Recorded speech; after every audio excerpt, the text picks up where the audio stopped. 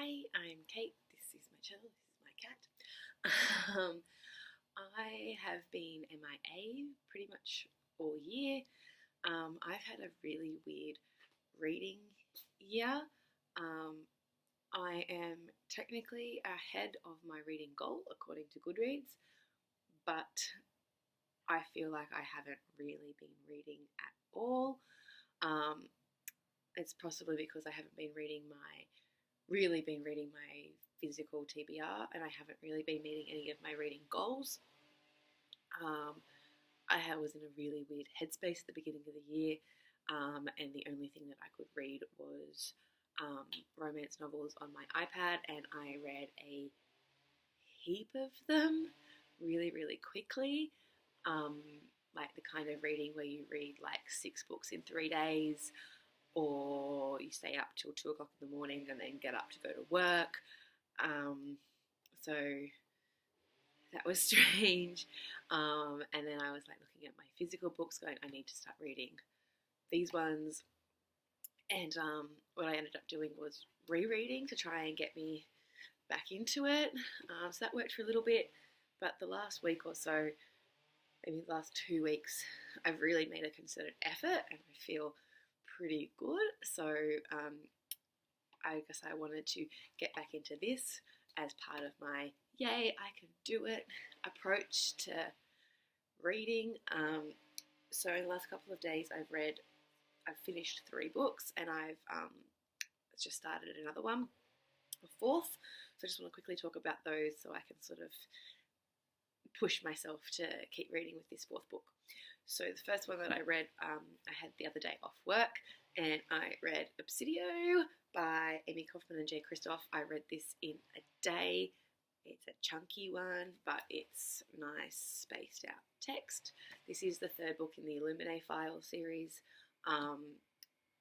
I surprised myself by how much I liked the first 2, and then I put off buying this because I think I read the first 2 like back to back, and then I put off reading this and put off reading this and put off reading this because I'm a better reader than that. I'm a fancier reader than that. I'm like, no, don't be stupid. It was fun. You loved it, and you can read it in a day, and it'll make you feel accomplished because you will have read a whole big fat book in a day, and you'll enjoy it, and you'll love it, and you'll have so much fun.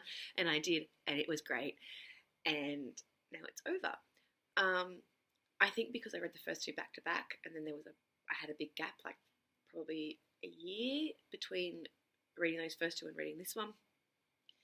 I kind of forgot a fair bit, and there was, because this is the wrap up, there was lots of harking back to the others. I perhaps didn't like this one quite as much as I remember liking the others, particularly the first one. I really liked the first one, and then the second one, it was the second one where there was like these split parallel universe things.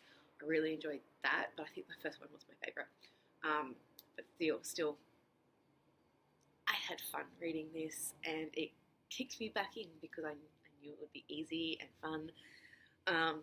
So Obsidio, and then I decided that because that was essentially space opera, space adventure, that I needed to read more space adventure, and I had 2 books by the same author in the same series on my shelf, so I'm like, okay, well, I'll read those because I loved the previous books.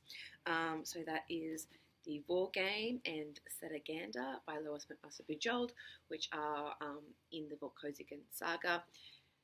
This is a weird series because I think they can be read in pretty much any order. They were written sort of out of chronological order, so you can read them in publication order, you can read them in internal chronological order, or you can just read them. I've decided that I'm going to try and read them in internal chronological order, so this one, then this one, which I think these are the, let me see, 1, 2, 3, 4th and 5th, apparently, in internal chronological order. So these follow the adventures of Miles Volkozigan, who is the son of some heroes on his planet, some really powerful political figures, and he wants to go off and have this really important military career. He wants to pilot his own a spacecraft in the Navy, Army, Navy, military. I don't know what you call it when they're in space.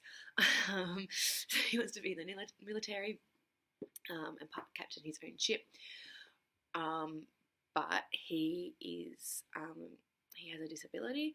He is dwarf. I don't know what the correct term is. A little person. And he has lots of physical complications due to that. And his planet is very much the society he's from is very much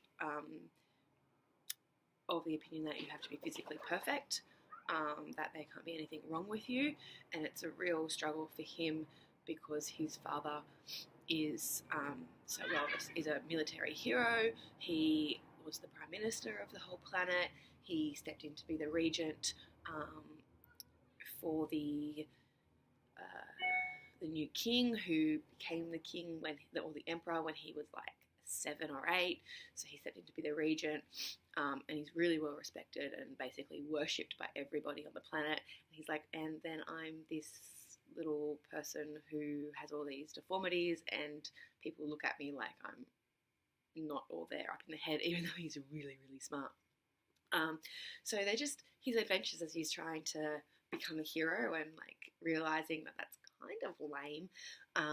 So he's a spy, and he's in the Navy, Army, Navy, military, off doing all these diplomatic missions, and they're just really fun, really well written, and there's lots of interesting things going on. I really liked the first 2, especially because they were actually about his mother and father meeting and having him and their adventures to become the regent, and then how he's raised. So those were really good. Still really loving these. They're so much fun. So I'm glad that these were the next things that I read, because they sort of pushed me back into that little adventure of reading. So those were the 3 books that I finished. I read those 3 in a week, I think, a week and a half perhaps. So the book I'm reading now, which I've only just started, and I'm hoping I'm not going to slow down too much on this one because it seems like it's going to be a bit more of a challenging read, and that's Autonomous by Annalee Newitz. I've seen some interesting commentary about this book. It's about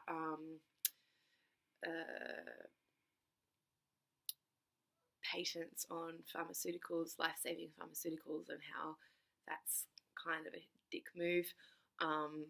But it's also about robotic sentience and how those things all interrelate. And I think that's about not necessarily slavery, but indentured servants kinds of things, and autonomy in those kinds of things. It's really intense. I've only read perhaps 20-30 pages so far, and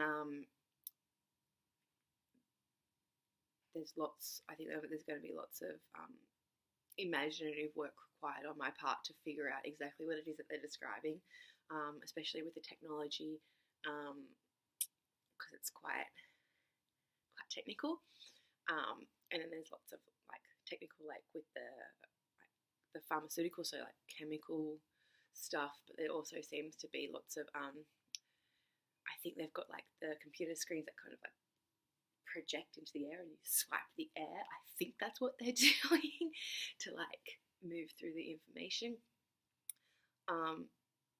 So yeah, which one is it? Annalee Newitz. I really hope I can get through that. I also have book club on the coming Wednesday, which I haven't started that book yet. I don't even know what it is. Something about the Mars Room or something. I think it's set in a prison, but I don't think it's about the crime. I think it's about being in prison, a women's prison, I think.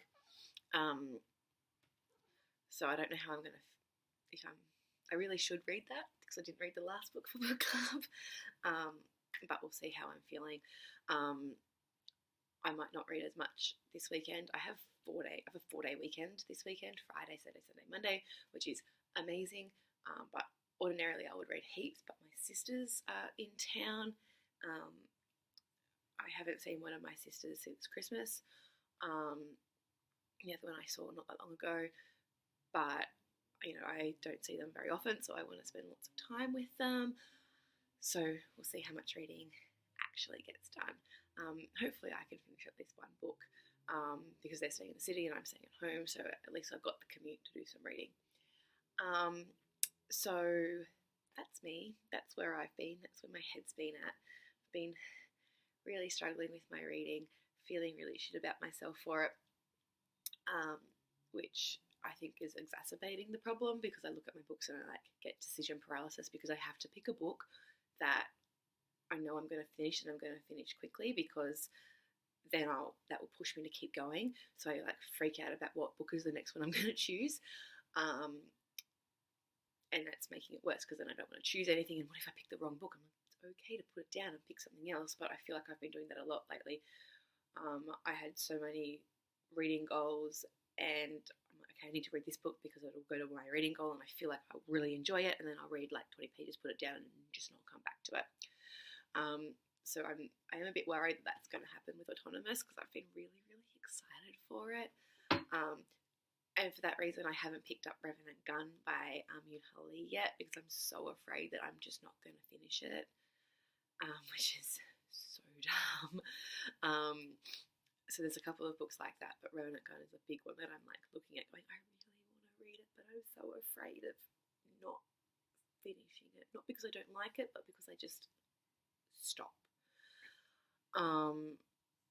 So I'm feeling a little bit crazy. Has anyone ever felt like that before? I feel like I can't be the only one who has these anxieties about finishing books and picking the right book next and being in a weird extended slump for reading. Although I'm not in a slump because I've still read 58 books this year. I just feel like I'm in a slump because I'm not reading the kinds of books that I want to be reading, but I'm still reading. Anyway, I've gone on a bit of a rant here and I'm probably sounding a bit insane. So, this is Friday, so I guess this is a Friday Reads. So I'm Kate, this is my channel, and this has been my Friday Reads / Where Have You Been? Bye.